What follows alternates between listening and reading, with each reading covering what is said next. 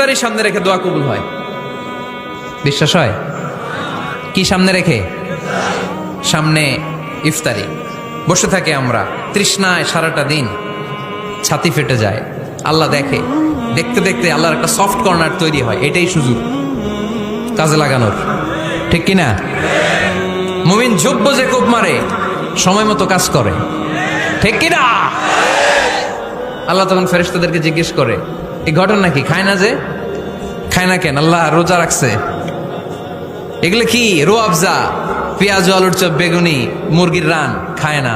খায় না কেন? ওরা যে ক্ষুধার্ত। আল্লাহ আপনার ভয়ে।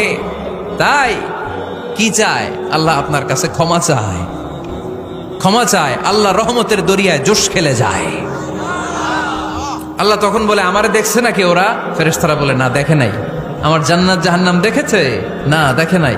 আমারে না দেখে, জান্নাত জাহান্নাম না দেখে আমার এত ভয় করে? যাও, আজকের এই রোজার বিনিময়ে এখন বান্দা যা চাইবে সব কবুল করে নেব।